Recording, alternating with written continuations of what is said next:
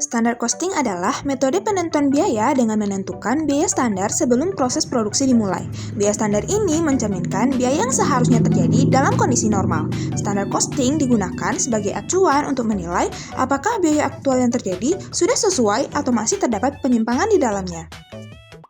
Ada beberapa manfaat dari penetapan biaya standar oleh perusahaan, yaitu: pertama, alat pengendalian biaya. Yang kedua, memotivasi pegawai bekerja secara efisien dalam menetapkan standar yang telah ditetapkan. Yang ketiga, instrumen penilaian kebijakan manajemen. Yang keempat, memberikan pedoman kepada manajemen berupa biaya yang seharusnya dikeluarkan dalam suatu kegiatan dan sebagai dasar untuk menetapkan harga jual. Hubungan antara standar costing dan anggaran. Hubungan antara standar costing dan anggaran sangat erat karena biaya standar menjadi dasar dalam penyusunan anggaran. Anggaran disusun berdasarkan biaya standar yang telah ditetapkan sebelumnya.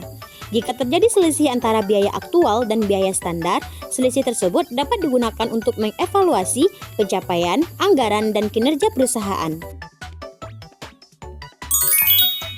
Jenis-jenis standar dalam standar costing ditentukan berdasarkan tingkat pencapaiannya. Terdapat standar ideal, yaitu standar yang ditetapkan dalam kondisi paling sempurna tanpa hambatan. Selain itu, terdapat standar praktis atau attainable standard, yaitu standar yang masih mempertimbangkan kondisi normal seperti waktu istirahat dan hambatan kecil dalam produksi. Target costing adalah metode penentuan biaya yang dimulai dari harga jual yang dapat diterima pasar, kemudian dikurangi laba yang diinginkan. Hasil pengurangan tersebut menjadi biaya target yang harus dicapai oleh perusahaan. Target costing biasanya diterapkan pada tahap perencanaan dan desain produk agar biaya dapat dikendalikan sejak awal. Kaizen costing adalah metode pengurangan biaya selama tahap atau proses produksi dengan memastikan adanya perbaikan berkesinambungan atau continuous improvement. Jadi, pengurangan biaya yang telah dilakukan dengan target costing pada tahap pengembangan dan perencanaan produk dilanjutkan dengan pengurangan biaya pada Kaizen costing pada tahap proses produksi.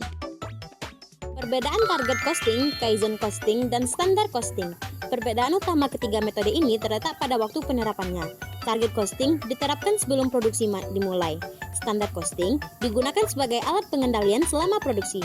Sedangkan Kaizen costing diterapkan secara berkelanjutan untuk menurunkan biaya selama proses produksi berlangsung. Hai, mau ngeluh?